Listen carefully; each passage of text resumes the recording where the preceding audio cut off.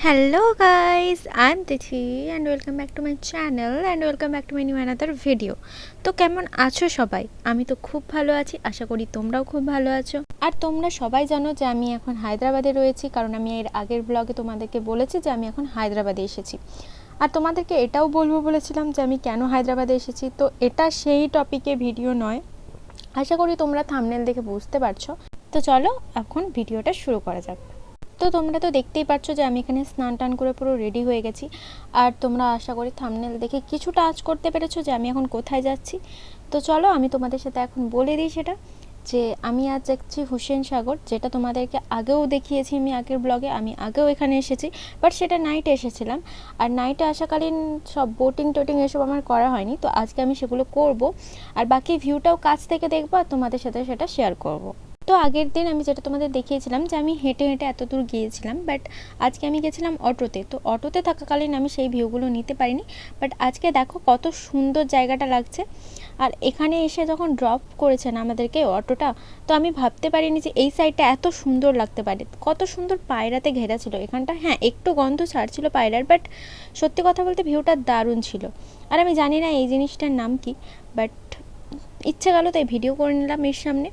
তো I think museum types কিছু হবে, তো আমার জানা নেই সেটা। আর আগের দিন তো আমি তোমাদেরকে সব কিছুই দেখিয়েছি এখানকার ভিউটা, কিন্তু এই যে এখানে মধ্যে ভেতরে ঢুকে বোটিংয়ের ব্যাপারটা, এটা আমি তোমাদেরকে আগের ব্লগে জাস্ট বলেছি। আমি সেই দিন এখানে আসিওনি পর্যন্ত, বাট আজকে যখন সুযোগ পেয়েছি তো আমি সেই সুযোগটা হাতছাড়া করতে চাই না, যার কারণে আমিও বোটিং করতে চলে আসলাম বন্ধুদের সাথে। তো চলো এখন বোটের জন্য ওয়েট করছি আমরা। টিকিট কাটা হয়ে গেছে, সবই হয়ে গেছে, তো এখন শুধু বোটের অপেক্ষা। আর দূর থেকে না বোঝা যাচ্ছিল না যে এতটা পরিমাণে ভিড় হবে, বাট সামনে যখন আসলাম না, প্রচুর মানুষজন ওয়েট করছিল বোটের জন্য, অনেকটাই ভিড় ছিল। তো যার কারণে আমাদেরকে অনেকখানি ওয়েট করতে হয়েছে। তো চলো এখন আমি তোমাদের সাথে শেয়ার করব যে বোটে ওঠার সময় আমার ঠিক কীরকম ফিল হয়েছে। আসলে কি বলো তো, আমি সেরকমভাবে তো কোনোদিন এভাবে বোটে উঠিনি। তো বোটটা যখন স্টার্ট করে না, তখন খুব হেলছিল দুলছিল, তো যার কারণে আমার অনেকটাই গা গুলিয়ে উঠছিল, মাথাটাতে একটু ঘোরাচ্ছিল। তারপর বোটটা কিছুক্ষণ চলার পর আমি আবার ঠিকঠাক হয়ে গেছিলাম। তো চলো দেখো, আমার পেছন থেকে একজন বান্ধবী উঁকি মারছে। সে বললো যে আমাকেও তোর ব্লগে নে, তো আমি নিয়ে নিলাম। তো যাই হোক, আর সব বন্ধুরা না আমাকে প্রচণ্ড পরিমাণে হাসাচ্ছিল যে আমি ব্লগ করছি। আর কয়েকজন তো বারণই করছিল যে কেন ব্লগ করছিস, একটু এনজয় কর না, ভিউটা এনজয় করতে এসেছিস, ভিউ এনজয় করবি না, আমাদের সাথে এসেছিস। বাট আমি ভাবলাম যে শুধু আমি একা কেন এনজয় করব, আমার সাথে তোমরাও এনজয় করো। তো তোমাদেরকে আমি আরেকটা যে ব্যাপার নিয়ে শেয়ার করব, সেটা হচ্ছে তোমরা থাম্বনেলেই দেখতে পেয়েছো আরেকটা পয়েন্ট। তো সেই পয়েন্টটা নিয়ে বলি। আমি যখন রেডি হয়ে বেরোচ্ছিলাম না, তো আমি সত্যি সিরিয়াস আগে কোনো দিন, মানে আমার এরকম কোনো আইডিয়া ছিল না হায়দ্রাবাদ নিয়ে, যে আমি হায়দ্রাবাদে কোনো দিন আসবো, বা হায়দ্রাবাদ জায়গাটা কীরকম বা কীরকম টাইপসের মানুষজন এখানে থাকে, আমি তার সম্বন্ধে কিচ্ছু জানতাম না। আমার কোনো নলেজই ছিল না, কারণ আমি জানতাম না যে আমি কোনো দিন হায়দ্রাবাদ আসবো বলে। তো যাই হোক, আমি কাজের সূত্রে হায়দ্রাবাদ এসেছি, এসে এখানে আমি কাজে জয়েনও করেছি, আর সেখানকার হোস্টেলেও আমি এখন আছি। আমি এই কদিন ডিউটি করে একটা জিনিস খুব ভালোভাবে বুঝতে পেরেছি, যে এখানকার মানুষরা আজ যাই হোক অন্তত খুব একটা খারাপ না। তো যার কারণে আমি তাদের সাথে যথেষ্ট পরিমাণে মিশেছি, আর তারা যথেষ্ট পরিমাণে ভালোবাসাও আমাকে দিয়েছে। কারণ আমার ডিপার্টমেন্টে গিয়ে আমি যতদিন কাজ করেছি এই কটা দিন, তো এই কটা দিনে আমার কারোরই ব্যবহার সেভাবে খারাপ লাগেনি, কয়েকজন ছাড়া শুধু। তো যাই হোক, ওই কয়েকজনের জন্য তো আর আমি সবাইকে খারাপ বলতে পারি না। তো যাই হোক, চলো আমি সেভাবে কিছু বুঝতে পারিনি, বাট আজকে যখন আমি রেডি হলাম, তো আশা করছি মেয়েদের ওয়ান পিসটা খুব একটা খারাপ না। কম বেশি সকলেই জানো, ছেলে হোক বা মেয়ে, যে ওয়ান পিসটা ঠিক কী টাইপসের জামা কাপড় বা কী ধরনের ড্রেস, সেটা ছেলেদের থেকে বেশি মেয়েরা তো খুব ভালোভাবেই জানো, আর ছেলেরা জানি কম বেশি ভালোই জানে। তো তোমরা আমার ড্রেসটা এই ভিডিওতেই দেখতে পাবে কিছুক্ষণ পর। তো আশা করছি, আমার মনে হয় না যে তোমাদের দেখে মনে হবে যে আমার ড্রেসটার মধ্যে কোনো খারাপ কিছু ছিল বলে।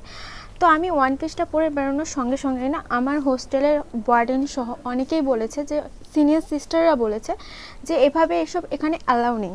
আমি মানতে পারতাম যদি আমি কোনো স্লিভলেস জামা পরতাম বা কোনো খারাপ ধরনের যা পোশাক পরতাম, তাহলে আমি মেনে নিতাম। বাট ওয়ান পিসে কী সমস্যা ভাই? একটা হাঁটু অবধি জামাতে আশা তো করছি কোনো খারাপ জিনিস নেই। সেটা দৃষ্টির ওপর ডিপেন্ড করে যে তুমি কী হিসেবে নিচ্ছ, তুমি কোন দৃষ্টিতে সেই মেয়েটার দিকে তাকাচ্ছ। হ্যাঁ, মানছি যে হ্যাঁ অনেকজনের সেগুলো ভালো লাগে না, বাট আমার পোশাক নিয়ে আমি মনে করি যে অন্য কারো সেভাবে কথা বলাটা আমি পছন্দ করি না, কারণ আমি নিজে জানি আমার নিজে কোনটা পরলে ভালো লাগবে বা কোনটা পরলে খারাপ লাগবে। তো আমি আশা করছি আমি এমন কোনো পোশাক পরবো না যাতে আমাকে দেখে লোকের দৃষ্টিকটু মনে হবে।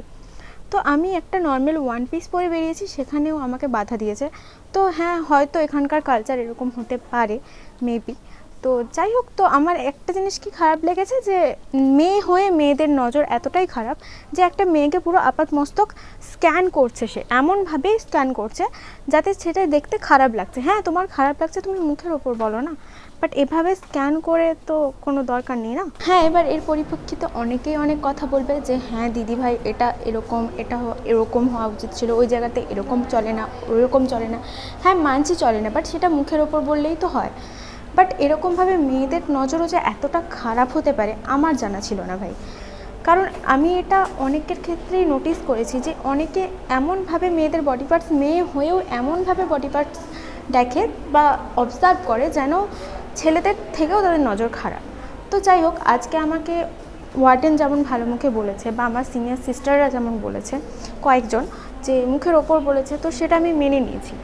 বাট যখন দেখছি না যে আদার্স মেয়েরা আমাকে ওভাবে স্ক্যান করছে যেভাবে একটা ছেলের নজর খারাপ হতে পারে, মানে সব ছেলে না, খারাপ ছেলেদের নজর যেভাবে খারাপ হতে পারে ঠিক সেভাবে, তো সেটা আমার সত্যিই খুব খারাপ লেগেছে যে একটা মেয়ে কী করে ওভাবে নজর দিতে পারে।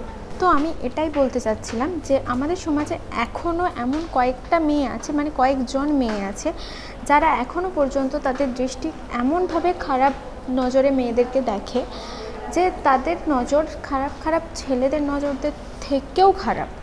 তো যাই হোক, চলো এতটুকুই বলার ছিল, কারণ কারো মেন্টালিটি তো আমি চেঞ্জ করতে পারবো না। তো যাই হোক, আমি যেখানে এসেছি সেখানে আমাকে মানিয়ে নিতে হবে, সেটা কিছু বলার নেই। তো চলো যাই হোক, আমি তোমাদের সাথে পুরো ভিউটা শেয়ার করলাম। তো বোটিংও আমার পুরোপুরিভাবে শেষ, আর আমি খুবই এনজয় করেছি, প্লাস কয়েকটা ফটোও তুলেছি ভালো ভালো আমরা বন্ধুরা মিলে। তো তারপর এখানে না একটা ওয়াটারফল টাইপের ছিল এরকম। আর সত্যি কথা বলতে না, আমার এখানটায় খুবই আনন্দ লেগেছিলো। মানে আমি বৃষ্টিতে ভিজতে তো খুব পছন্দ করি, সেটা তো তোমরা প্রথমেই জানো। আর যারা আমার আগের ব্লগ দেখোনি তারা হয়তো জানো না, আমার বৃষ্টিতে প্রচণ্ড পরিমাণে ভিজতে ভালো লাগে।